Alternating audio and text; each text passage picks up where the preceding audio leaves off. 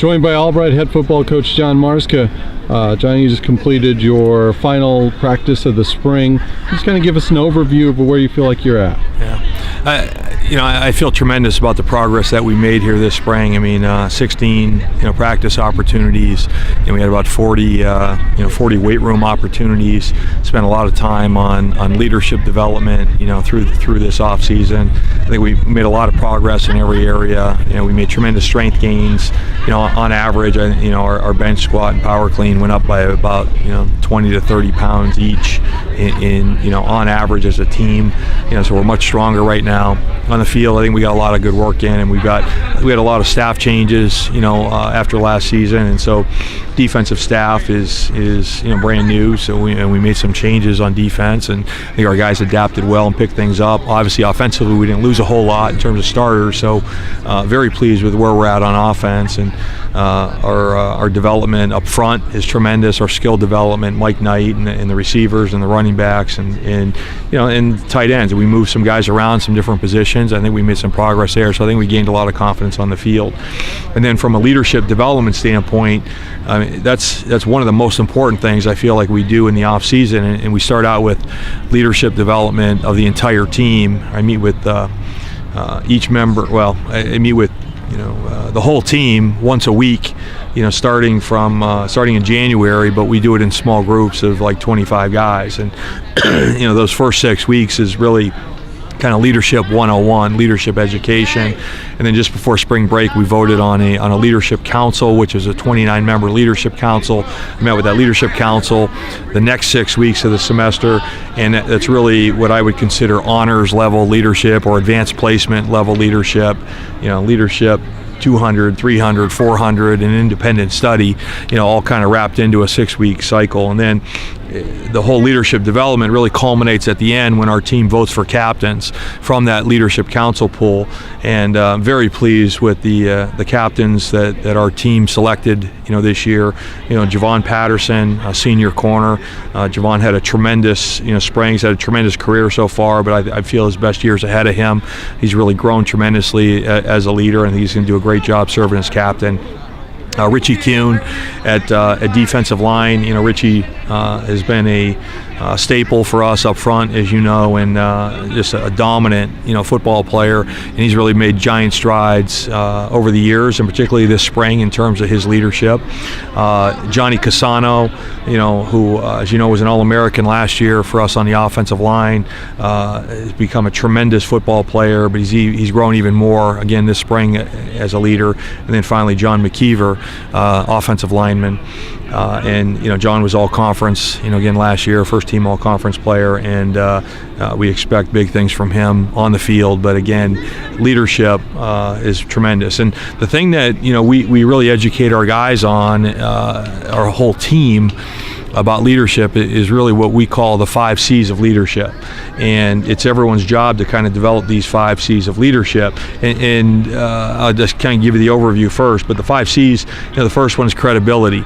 It means you got to walk the walk, set the right example. And credibility has to be earned. The second one is communication. All great leaders have a unique ability to communicate effectively and in a positive fashion. It's knowing what to say and when to say it and how to say it, and being effective communicators. The third C is compassion. It's about caring about helping others. It's extreme unselfishness and humility. It's not about me, it's about we type of attitude, and really that goes to motive. It's one thing to set the example and walk the walk and be able to talk the talk, if you will, as a communicator, but then the question becomes, what are your motives? And that's where compassion comes in. Are you about serving you, or are you about serving us? And those 4 guys demonstrate that compassion. The next C is confidence. No one's going to believe in you unless you first believe in yourself. No one's going to be influenced by you unless you can influence yourself, and that really takes confidence. And then the last one is consistency, and it's not enough to walk the walk once in a while, or to talk the talk occasionally, or to demonstrate compassion only when it's convenient, or to be confident on your good days but not so much on your bad days. And so it's about doing things the right way all the time. And we thoroughly educate educate our guys on those 5 C's of leadership, throughout the semester. And then when it comes time to vote, the guys who are naturally, the best of us, if you will, the best of the best are the guys that they vote for captain, because these guys have the most credibility. They're the best communicators. They demonstrate the highest level of compassion for their teammates.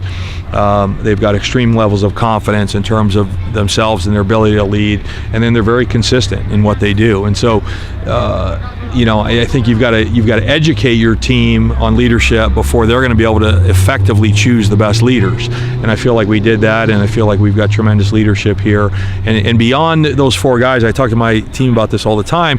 A football team it's too big for one man to lead. It's too big for just me to lead, and that's why I need a great staff. But it's too big. It's too big of a load for one captain, for example, to carry on his shoulders. I think it's too big for 2 captains or 3 captains. It's even too big for 4 captains. But at least with 4 captains, you're spreading that across 4 broad shoulders. But the reason we have a leadership council is because now 29 members of the team, you're talking about a third of your team, now have been developed at an accelerated level of leadership, and that spreads the weight, across, a third of the team, and that's a much easier load to carry. And so I'm very pleased with where we're at and our progress this spring. Like I said, most of all, I'm pleased with our leadership development here this spring, because I think that's what we're going to need for us to take the next step here moving forward in 2016 as we work to become a championship football team. So last thing, you talk about leadership, and this final practice is more about, obviously you want to get work done, but it's more about the Albright family. Is that something that you would set out to do at the very beginning, and what kind of things do you incorporate? Yeah, that's a great point. Yeah, I mean, we are always trying to, the whole plan of success for us to build this program has been in place since the day our staff arrived in 2007. The plan we call it is recruit and develop. That means recruit the very best people that you can possibly find, and then develop those people to reach their full potential. And so what you saw today was, certainly player development on the field, but also we invited our incoming recruiting class, and those guys got an opportunity to watch us practice again, but they also got an opportunity to introduce themselves to the team and speak to the team. And everyone's job is development, and everyone's here it needs to be recruiting and developing every coach and every player. And so I've got 80 or so upperclassmen that their job on August 12th is going to be to start developing every freshman who's coming into camp, so that the better job our team can do developing those freshmen, the better careers those freshmen are going to have, and the more they're going to grow as people, as students, and as athletes. And then we also develop on the back end. We invite our football alumni, to this final practice every year, and we had a bunch of those guys here, and they came to the middle of the circle and introduced themselves and talked to us about, what year they graduated and where they're from, and what position they played while they were here and what they were doing now, and it connects. When you think about that, that type of scenario really connects our present to both our past and our future. And that lion statue that is outside of our locker room, our players touch that every time we come out onto the field, every game, and we don't touch that statue for good luck or for anything like that. I mean, I don't believe in that. You're either prepared or you're not prepared. The reason we touch that statue is to remind ourselves of the 109 years of football players that have played on this field before us. Next year's our 110th season of Albright football, and so for 109 years. There have been countless players that have played, on this very surface. And, now back then, this was a concrete stadium and it was grass and it was a cinder track from the pictures I saw, but it was this very spot for 109 years. And, I don't want our guys to ever forget that, when they come on this field, they're not just playing for themselves or representing each other, representing their families. They're also representing 109 years of men who played football here at Albright College. And I think it's, those guys, those prior generations really left a legacy here that it's our job now to build on that Lion legacy and to, what are you going to contribute to that legacy moving forward?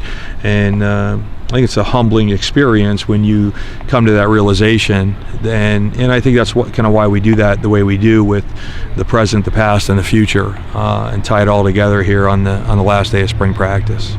Well, thank you, Coach Marzka, and good luck this summer and as we prepare for the fall. Thanks.